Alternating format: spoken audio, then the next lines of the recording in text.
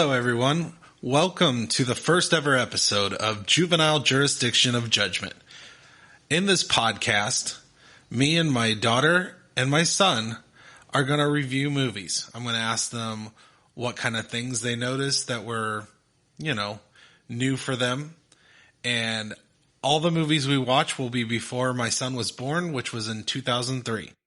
On today's episode, we're going to be watching 1991's Drop Dead Fred. Now let's talk to my first co-host, Reina. Hello. Hello, Reina. How are you doing? I'm doing good. You're my daughter. How's that? I don't know. You don't know how being my daughter is? It's good. It's good. That's the right answer. Absolutely, that's the right answer. So, are you excited about doing this podcast with your dad? Sure. Lots of excitement there. All right, and for my next co-host, my son, Xavier. Boy, that's me. That is correct. That is you. You are Xavier, my son. Last time you checked? Or maybe I'm not who you think. Oh, are you not my son? I don't want to answer that. Oh, well, apparently my ex-wife enjoyed the mailman a little bit too much, and I don't have a son. Are we really going Are we really going there? I think we did. Are you excited about the podcast, son? More than the other person was. Who is she again? Or who's who? Oh, yeah. My daughter. Right. She wasn't nearly as excited as you are. Well, that's probably because you're not my son and you're the mailman's son, so, I just play it off. It always works out. All right. All right. Now, on this podcast, we are going to review movies, and there will be spoilers. We are not going to keep anything. So if you haven't seen this, what would you say this is? 30-year-old movie? Ooh, yep. 29-year-old movie? Then don't listen. Or if you don't care about spoilers, go on ahead. So a little synopsis. Drop Dead Fred is a movie starring Phoebe Cates and Rick Mayall and directed by 8D Jong. Now, two of those people I'd never heard of other than in this movie. Phoebe Cates is well known for Gremlins 2, and also Fast Times at Ridgemont High. The story is about a girl in a terrible relationship with a bag of douche named Charles. He breaks up with her, then she has her car stolen by more horrible people, then loses her job because she was on her lunch break. She's forced to live back with her mom, where she finds her childhood imaginary friend, Drop Dead Fred. He has a good heart, but is extremely destructive and sinks Princess Leia's boat, for instance, for shame. His goal is to make Lizzie happy so he can go, and he achieves this by showing her Charles' cheating pile of crap. And it's implied she ends up with her crazy but sweet childhood friend. Reina, let's start with you. What are your thoughts on this movie? It is a really good movie. I think a lot of people would like it. It's really strange for sure. So Drop Dead Fred is this crazy guy that's her imaginary friend when she was a kid, and he's really funny and weird and just everything that you wouldn't believe anybody normally could do. And the problem is that he makes her look insane, because whenever he does something, nobody can see him other than her, nobody can hear him, so sometimes she'll just be talking to him and everybody else will be seeing her talking to herself. It adds a really funny thing to the movie. It's just a great movie overall. Now, wouldn't you say that if she would just leave them alone during some of those scenes, maybe she wouldn't look so crazy? Exactly. Well, that is theoretically if she would leave him alone in a lot of the scenes and just let him do his thing, because technically he's not affecting anybody else, then she wouldn't have a problem. But the problem is that he's so real in her head that whatever he's doing, if somebody, a normal person, were to do that and somebody saw them doing it, they would stop him. So that's what's going through her head. But yeah, technically she could just leave him alone and nothing would go wrong. That's a pretty good argument. You know what? That's a really good argument. Now, as a child, and how old are you, Reina? 13? 13 years old. So was there anything in this movie that you saw that you were kind of like, oh, I didn't know we had that back then? So a lot of the things that I saw in there, I realized that they had existed before I was alive. So I was aware of them, but it was like, I know I've never really experienced it, like payphones, like phone booths, where it's like a box and then you go in and you pay for the phone call and you do that. I don't think we have those anymore. I think they're probably really convenient, though. I think we still have those in big cities, but not in most places. Most of them have been teared down. Yeah, they're not much of a thing anymore. And I haven't seen a phone booth since I was a child, so... Yeah. So that was one thing. It's just, there was a truck that Mickey drove, and... the crazy but sweet friend? Exactly. Yes. He drove this really old truck that I think people may drive now, but it's not very common anymore. Like a Dodge truck, but it was a really messed up truck. It was a really old truck. So you noticed old trucks and payphones. Yeah. Okay. All right, so that's how Reina felt about the movie. Let's ask Xavier. Xavier, what did you think about this movie? Thanks, Charles. I did really like Charles. I did really like the movie. It's very well thought out, even if it's kind of weird at points. It's the charm of the movie, really. I saw it when I was, I don't know, like 5 or 6, maybe 7, so it's really nostalgic as well, as there's always like some parts, 1 or 2 little parts of deja vu that comes into your head. Like getting your head smashed in a refrigerator. You don't easily forget that face. Yeah, that's some weird CGI, or that was probably more practical effects, wouldn't you say? Well, I mean, it would be a huge plot twist if it wasn't CGI and it was maybe the person's just not human, not the imaginary friend in general, but maybe the actor is so magical he can flatten his face at will, or stretch his neck. So your theory is the actor can flatten his face at will. Who can't? That was very weird. We went to a weird place, and I went to the weird place. I didn't say that.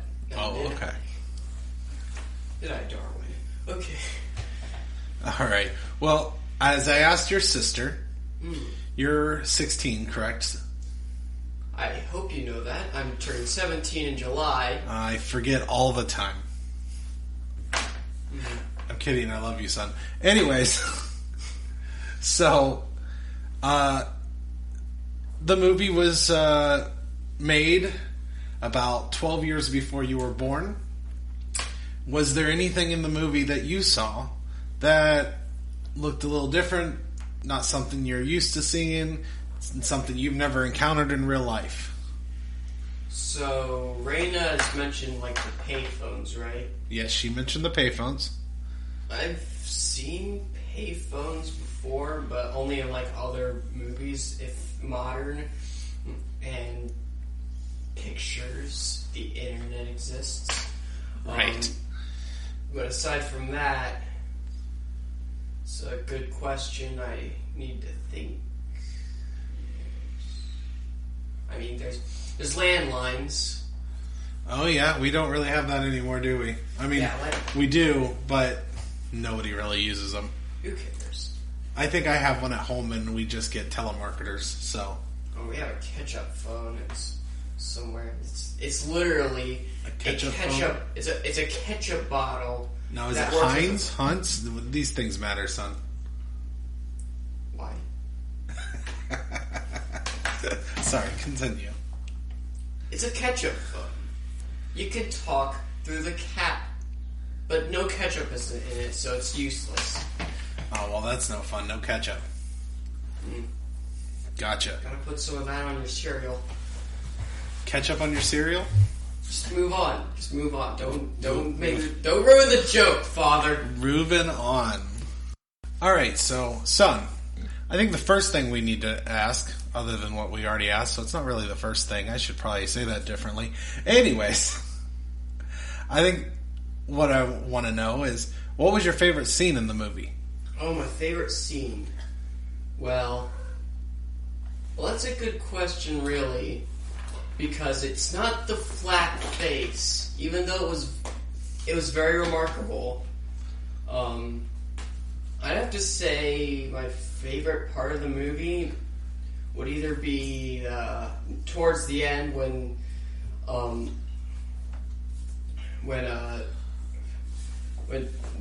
what's her name again? Elizabeth. Lizzie, yeah.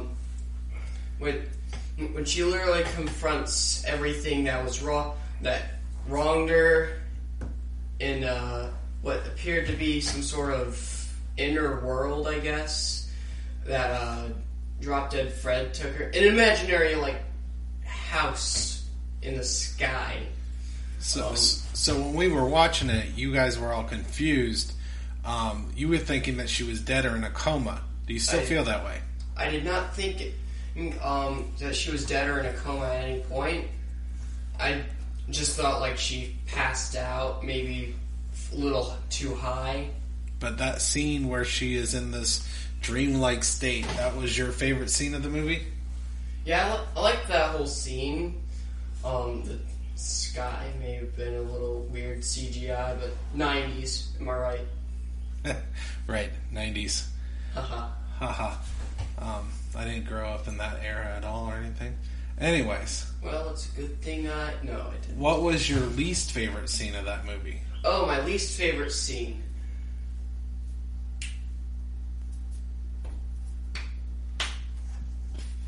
Well, you think...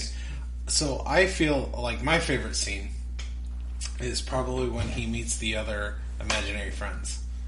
I found that fun. I didn't think of that. Still keeping my answer though, but it's either the scene with the house in the sky, or it's the very end when it's found out she and that crazy guy got married and had a child. And of course, there's still always one sane person who does not like a child with an imaginary friend who destroys everything. So, I feel like you got that scene wrong. Because he said that he was divorced in the movie. And I believe he said he had a child. So, I don't think that's their child. It's not really clear in the movie, but I took that as... Because when they were first talking at the end there... they were talking about maybe starting up a relationship. So I don't believe that was just her seeing that his daughter now has Drop Dead Fred as a friend. So I don't believe that was her child. I didn't know if that was a jump into the future, with her married to him. No, I believe that they were talking about first starting a relationship. Now, back to what I asked you. What would you consider your worst scene? Which scene did you not like in this movie, or did you just love all the scenes? Well, I don't know if it's a phobia or not, but when something is happening, but I can't draw attention to it or can't really help it at all, that's completely... If something is altering my self-control at all, I would literally start mentally freaking out. So it was really hard to watch like the parts with like with her on the date, or like when Drop Dead Fred was with her in public. Was being a dick. Yeah, with him being a jerk face. Yeah, jerk face. A jerk face. Look, I'm not gonna swear, not even on a podcast where we... Oh no, your mother will probably hear this someday. Aww. Say hi, Mom. I hope you're not watching this. I'm not gonna say hi or Mom. Cool. I'm sending this to her right now. That's good. All right, let's get your sister in here. All right, Reina. Same question. What was your favorite scene of this movie? Okay, I think it was more towards the end when Elizabeth fainted and then went into her own, like, what I think was her imagination, or where Fred lived, and that's why she could do all those things like grow the tree and make Charlie's car shrink while air was coming out of it. And my favorite scene of that was when she was sitting on the bed after she freed her former self when she was little, and Drop Dead Fred was in the corner smiling. And, like, in a lot of the scenes in the movie, he was smiling, but he was smiling, like, really creepily and not normal. But when he smiled normal, it was, like, really friendly. And I thought it was a really nice scene in the movie because it kind of made this goofy movie turn into a sweet movie for a second. And it made you realize that they are actual friends, even if Fred is imaginary. So that was my favorite scene. His little smile to Elizabeth. Oh, did you think Fred was cute? No. I just thought his smile was really nice. Okay. It was friendly. So your favorite scene in the movie was actually the same favorite scene Xavier had. Oh, wow. Cool. All right. So, and also, what was your least favorite scene of the movie? I think my least favorite, it's hard to say because it's a really good movie. But it's probably the one where, like, you know how he went under a lot of women's legs, skirts, yes. in between their thighs. Cobwebs. He did a lot of that, but there was one where it was really, really creepy, and it's when he went under Annabelle's skirt, and he said, "No panties." That was my least favorite. It was really weird and dumb. You didn't like Fred being a perv? I did not like Fred being a perv. Did you like Fred? I liked Fred because I think his purpose was to, like, he doesn't actually stick with one kid and then disappears. After one kid is grown out of their imaginary friend, he goes to the next kid. And his job is to make them happy because most of them have, like, crappy lives. Like, Elizabeth had a horrible mom, and her father left because of her mom, and her mom blamed it on her. So, like, all this bad stuff happened in her childhood, and Fred was there to be her friend since she couldn't have any real friends. So, yeah, he was nice. So, when you were littler than you are now, yeah, did you ever have an imaginary friend? No. No imaginary friends? Nah. I've heard of a lot of people have imaginary friends, and when I was little, I kind of wanted one because it just seems like they'd be there whenever you wanted them to or whenever you needed them to, when regular friends aren't always like that, especially when I was little. So, yeah, I kind of wish I had one, but I didn't ever have one. All right. So when,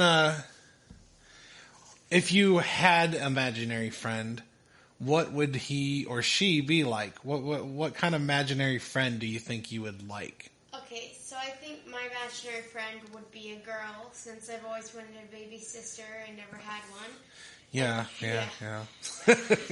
It'd be a girl, and she probably would have been my age, because when I was littler, I would meet a lot of girls that were older than me, but made me feel really small. So I think I would have an imaginary friend that was the same age as me, and I think we'd be twins.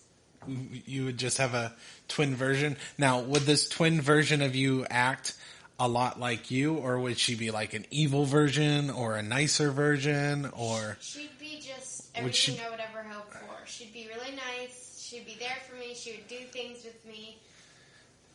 She wouldn't cause destruction like Drop Dead Fred? She might have. 'Cause it doesn't sound like Lizzie had much of a choice. Yeah, she probably might have if I had an imaginary friend. I mean, she'd be amazing and nice, but she'd also probably cause chaos, because, I don't think imaginary friends really get the real world. No. Like Fred thought when Elizabeth said that she was married with Charlie, and then they started doing it on the couch. He was like, "That's not how you're supposed to do it. That's not how the pigeons do it." Now, is that the way you imagine doing it? No. I never really like thought the pigeons? I never really thought about it. I've never seen pigeons do it, and I don't think I ever want to. Oh, well, Natural Geographic or something. Anyways. All right. Xavier, asked your sister the same question. Have you ever had an imaginary friend? Nope. I've never had that level of creativity. With my head. My head is kind of screwy, but not that screwy. Son, you have a lot of creativity. In a way, there's different levels of creativity. I am smart. Very humble of you. Anyways.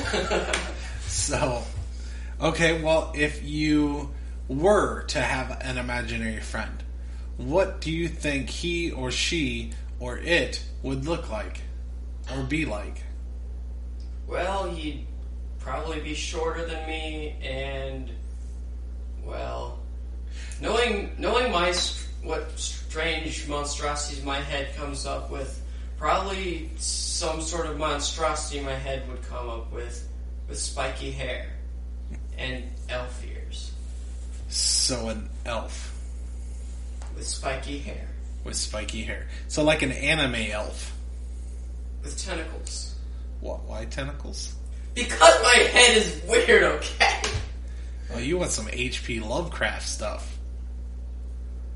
He's the guy who did Cthulhu. Yeah, I know. Okay. You know, tentacles. Alright, so Xavier, what would you say is your favorite character in the movie and least favorite character in the movie? Good question. Well, as for favorite character, I'd have to say Drop Dead Fred. Hopefully that's no surprise there. He's not only like an amazing guy who's very destructive and sees nothing wrong with destroying other people's property with no consequences, but he does know how to make kids happy, which is something that people don't really know how to do, though it's also you do kind of keep in mind that some kids' happiness means destruction of everybody else's. Okay. And least favorite? I know I should be hating on Charles, but I hate the girl's Elizabeth's mother a lot more. The mega... Yep. The mega biscuit. Beast, I believe is what he said to the child when she was little. I mean, he's referred to her in both ways. Yes.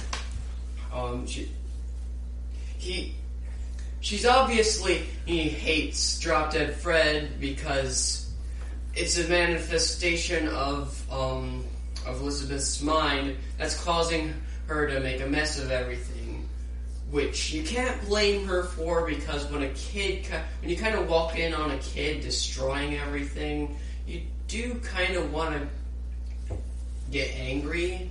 So, however, the way the woman disciplines, the way the woman raises her kid, you can't really blame her for having an imaginary friend.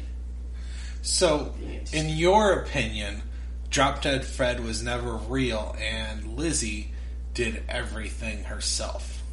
Yeah, the exact opposite, kind of. I like to believe that Drop Dead Fred is not fake, really. He's, I guess, just a phenomenon. Like,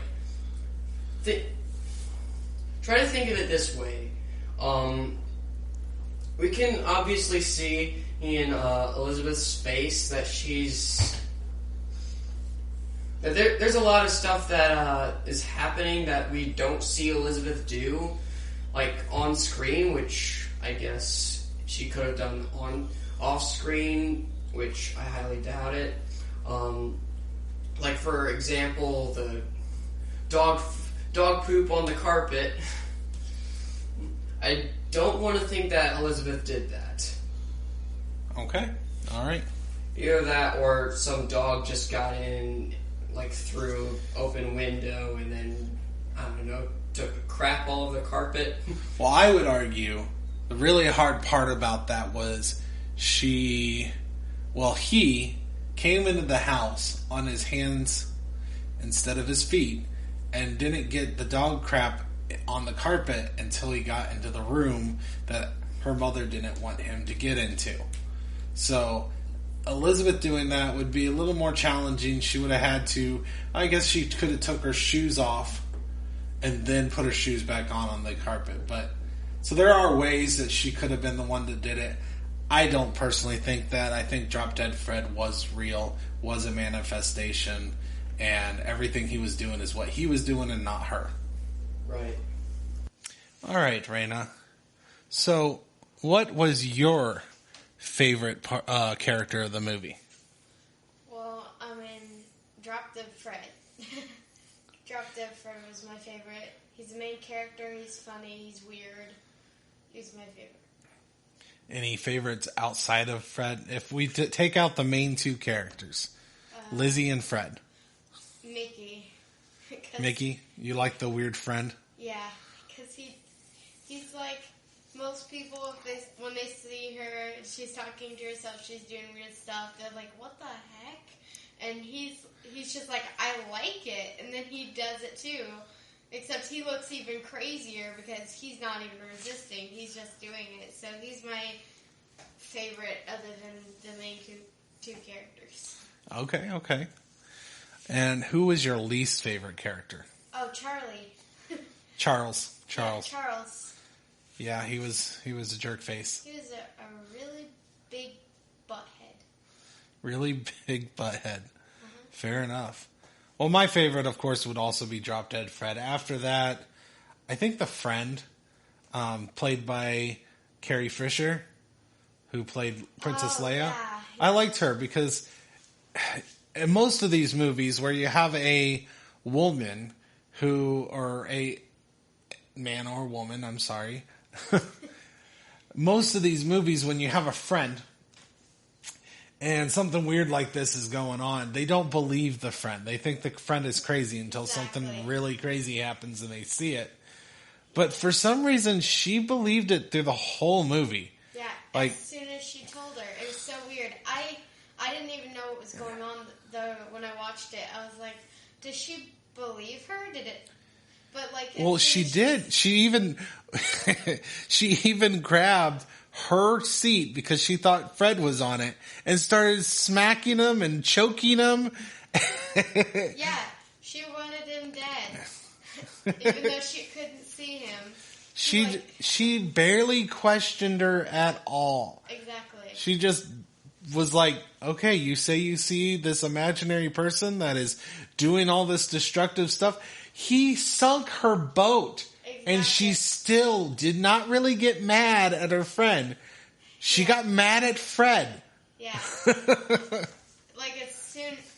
Elizabeth went into her home in the middle of the night, and she was like, I need to stay here. My imaginary friend is causing chaos. He's come back from when I was little. She's like, but you can't stay here. Like, not questioning Fred, telling her that she can't stay at her house.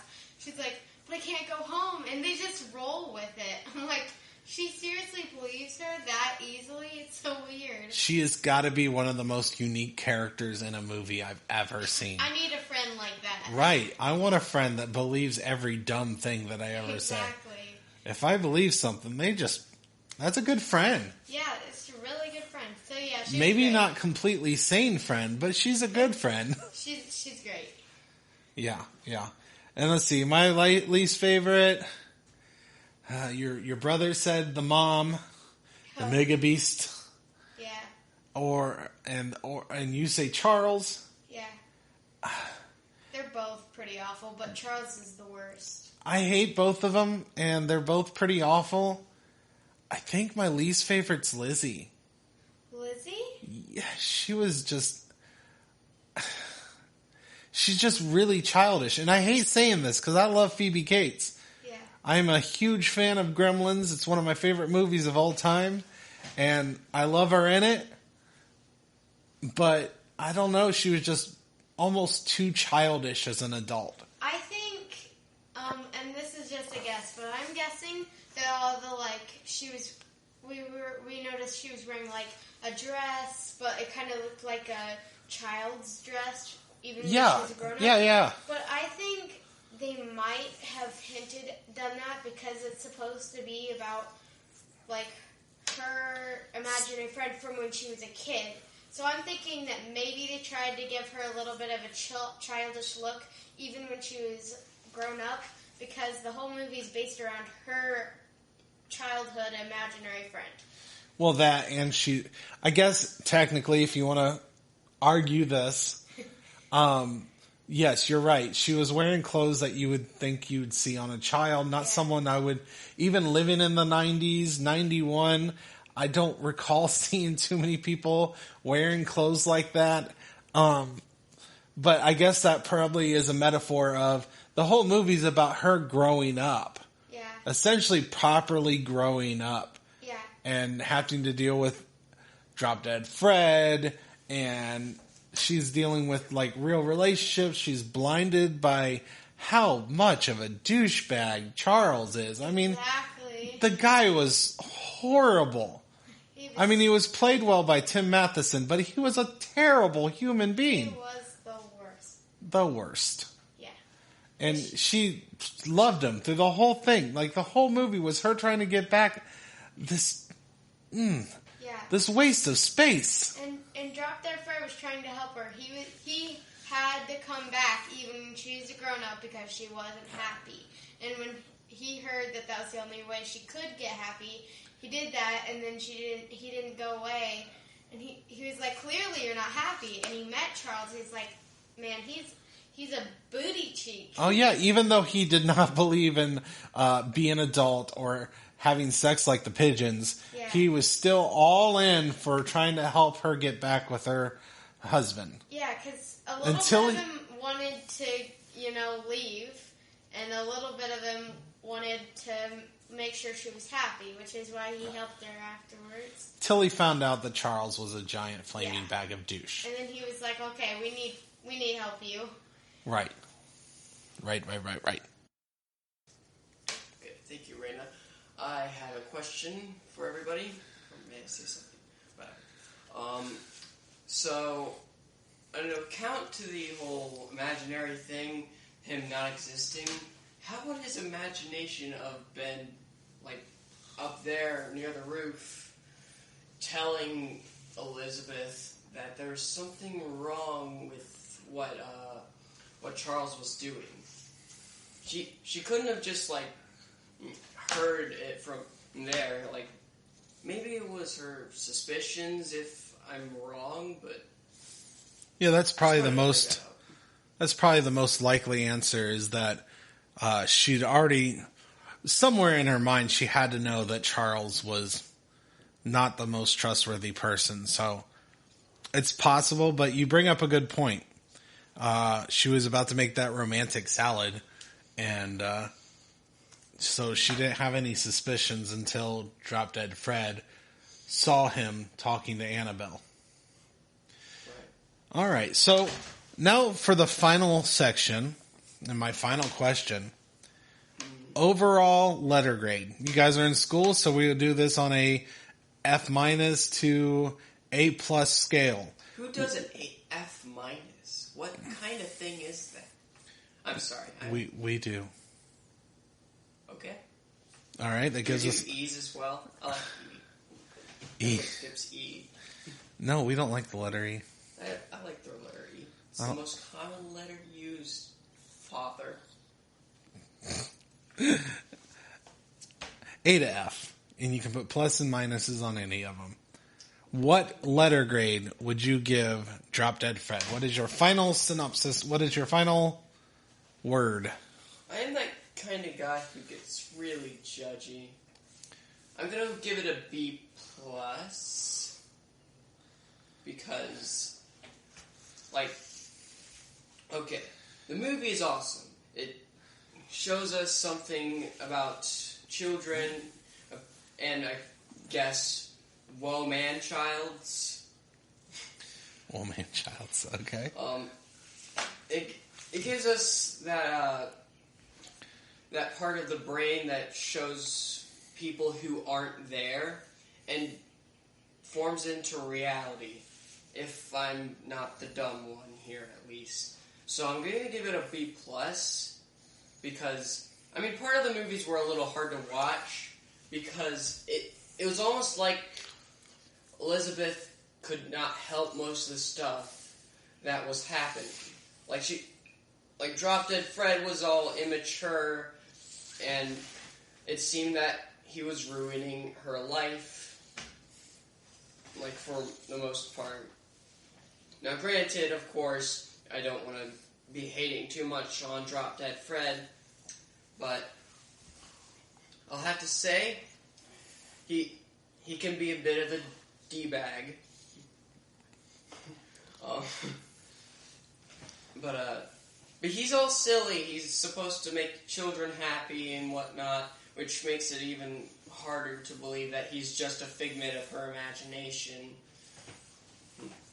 As well as, it's hard to watch certain parts because she can't be at two places at once as well. He had to have sunk in that ship. He had to have sunk in that home boat that his friend had, and I did notice what you said about the friend. I forgot what her name was, but yeah, she was amazing. I don't remember her name. I know it was played by Carrie Fisher. I can find out real quick. Go ahead and continue. But it is very hard to watch someone trying to accomplish something normally when there's someone screaming in your ear that no one else can hear. Well, her name was Janie. Okay. That was the friend's name, played by Carrie Fisher. Okay. All right. So B+ for you. B+ for me. Yay. All right. All right, Reina. What letter grade would you give this movie, and why? I think Xavier gave it a B+. I like this movie a lot, so I'm going to give it an A- because it's really confusing because they never really do tell you if he is a figment of her imagination. I personally think anything could happen in movies. It doesn't have to make sense. So I think he actually exists. He just is kind of magic-like thing. I don't know. But I think he actually exists because, like Xavier said, there's a lot of things that he does that he finds out, but Elizabeth wouldn't have been able to find it out herself unless she would have done what Fred did. So I think he existed, but they never really told us, never got into detail. but it's still a really, really good movie, and it kind of still tells us a lesson. So I'm giving it an A-. A-. All right. Well, me, personally, I watched this movie when I was a kid with my mom, and I loved it as a child. A lot of goofiness, fun. As an adult, I kind of see a little bit more flaws with it.